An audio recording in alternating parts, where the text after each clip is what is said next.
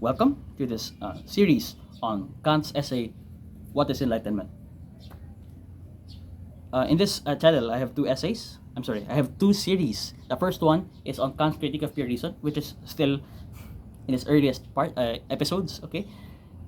But I've thought of simultaneously doing a second series on shorter texts in philosophy, and I think I have to do one on Kant, right? Still on Kant, a shorter text by Kant, and what is enlightenment seems appropriate for this task, especially because it's available, right? It's easily accessible online, and then it's quite easy to understand. And I think its a message is quite important, even today. All right, let's begin. Note the title. The title is What is Enlightenment? That is relevant because his entire first paragraph, in fact, his entire essay, is an attempt to answer such question. Okay? So, he says, quote, Enlightenment is man's emergence from his self-imposed immaturity. Let's try to understand what he means by such a sentence. Enlightenment connotes that at some point in the past, you were in darkness, right? And basically, later on, you progressed, right, towards light. So that's what Kant means by emergence, meaning you moved from a state of darkness to a state of light. Okay, so now darkness and light are basically metaphors, right? They're metaphors. They stand for something else. They're vague. So what does he really mean by these concepts, darkness and light? So he clarifies it in the second part of the sentence. He says, it is man's emergence. Enlightenment is man's emergence from his self-imposed immaturity. So what do we mean by self-imposed immaturity? Right? From which the enlightened person has emerged. So he answers that in the next sentences. He says, quote, immaturity is the inability to use one's understanding without guidance from another.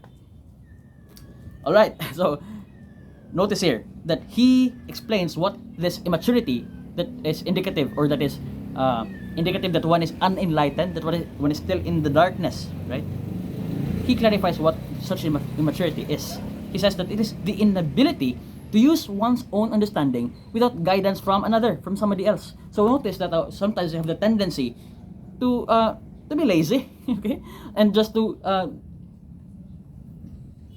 passively accept whatever opinion is is told to us, either by a close friend or from our teachers or from the media, right, or from our allies in politics and so on. So from priests, even from religious people, even from ourselves. No, not from ourselves. He tries to exclude that here. So he says immaturity is the inability to use one's understanding without guidance from another. So basically, he's talking about immaturity here in the sense that you're immature when you are not able to think for yourself on your own feet, right? Without depending on somebody else. Okay, so he then continues, quote, self-incurred in this tutelage when its cause lies not in lack of understanding, but rather of resolve and courage to use it without direction from another.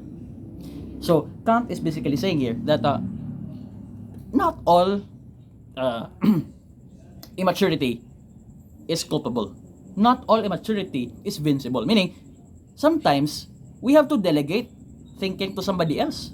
Meaning, we're just forced to do so. For example, do you really have the time to investigate whether all claims made in the world by all persons in the world are true? No, you don't have the time to do that. And even only on significant matters, there are specialists who try to do such inquiry specific to their field, right? And sometimes we just have to rely on their conclusions, especially when they do everything that they could to follow the scientific method, right? To ensure that they're being transparent in the methodology and so on. But he says sometimes this immaturity, this incapacity to think for yourself, okay, is self-incurred. And when it is self-incurred, you are to blame for it. you deserve to be blamed for your immaturity, and thus you're unenlightened. So what we mean by being self-incurred, meaning you are unable to think for yourself because you lack the will to truth. Okay, what do you mean by the will to truth? This lack of courage and resolve, right, to really follow the truth wherever it leads, to really inquire even if it costs, for example, your life in the case of Socrates, to really inquire into truth even when it's tiring, it's tiresome. For example, when you have to read a lot of books, right, or when you have to rely on old copies of texts, or when you have to follow conclusions that contradict the belief of the masses, that will result in you being labeled as an outcast, okay, or treated as an outcast. Enlightenment, right? Enlightenment is characterized by this will to truth, this resolve that I will really stand for what I think is true, and I will follow such truth, whatever that is, even if it is uncomfortable for me, even if I will suffer for it. Okay? So, I will follow it, and I will think on my own, right? I will not succumb to bribery, right, from somebody else to just say what they want me to say, to think what they want me to think. No, I will not succumb to that. My only interest is the truth. So, Kant is not saying here that enlightenment entails that somebody has to be omniscient, meaning one has to know everything. Instead, he just says, quote, Sapere Aude. Okay? Dare to know.